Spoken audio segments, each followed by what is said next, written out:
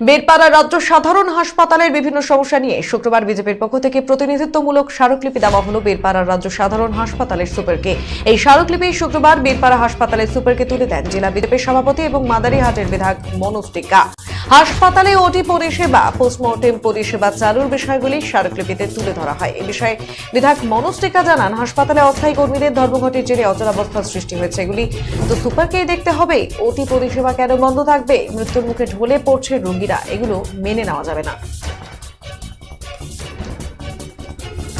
আবর্জনা ভর্তি general hospital বিগত কয়েকদিন ধরে অচল অবস্থা হয়ে পড়ে আছে। এখানে যারা গ্রুপ ডি স্টাফরা রয়েছেন তারা ধারাবাহিকভাবে এখানে স্ট্রাইক করে যাচ্ছেন। ওনাদের দাবি আছে যে অনেকদিন ধরে তারা বেতন পাচ্ছেন না, সেই জন্য তারা আর কাজ করতে পারছেন না, তাই তারা কর্মবিরতি পালন করছেন।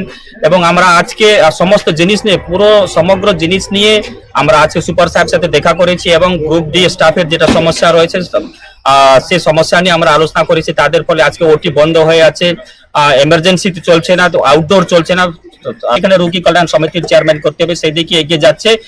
হসপিটালে ভালো হোক সেই দিকে সরকারের কোনো নজর নাই, তাই আজকে এখানে হায়ার করে রোগী কল্যাণ সমিতির চেয়ারম্যান করা হয়েছে। অথচ যারা বিরোধী দলের এমএলএ রয়েছেন তাদেরকে এইখান থেকে বঞ্চিত করা হয়েছে। আমরা চাই যে লোকাল এমএলএদেরকে রোগী কল্যাণ সমিতির চেয়ারম্যান করা হোক, যাতে রোগীরা সুষ্ঠুভাবে পরিষেবা পায় এবং হসপিটাল সুন্দরভাবে চলে, সেদিকে সরকারকে নজর রাখা উচিত। জেনারেল হসপিটাল বাইরে ভালো মতো নিয়ে যেটা দেখছি যে এখানে আবর্জনা ভর্তি, যারা রোগীরা বাইরে থেকে আসছে তারাও পেশেন্টের যারা আত্মীয়রা থাকে